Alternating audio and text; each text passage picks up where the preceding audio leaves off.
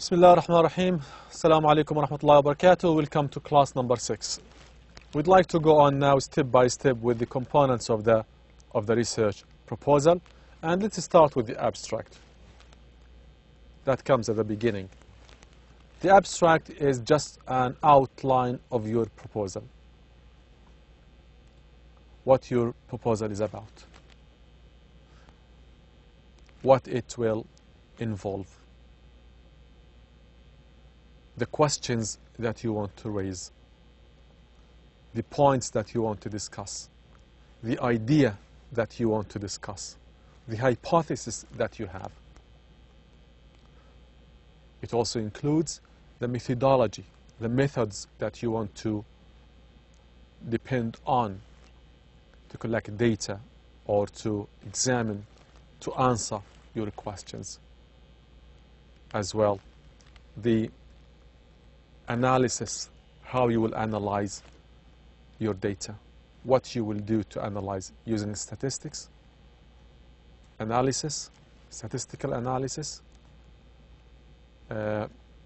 discussion, just general discussion, impressionistic.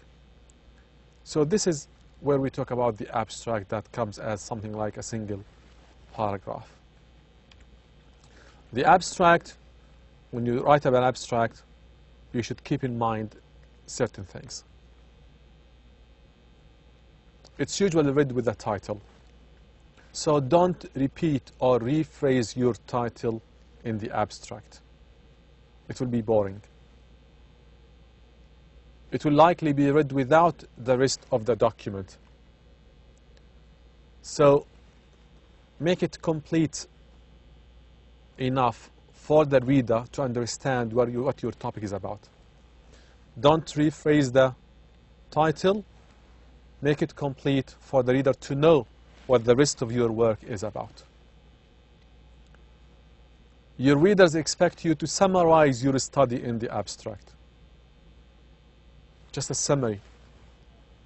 Emphasize the different points of your study in the abstract. And show that, for example, the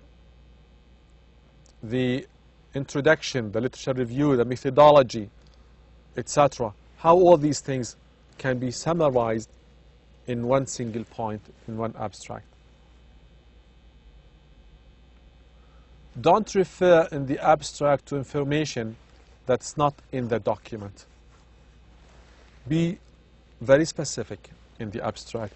You want to talk about one single point in your research, so keep it very single point in the abstract. Don't talk about other things that are not included in your research. Avoid using first person I and we. Wherever possible, choose active verbs instead of passive. The study tested.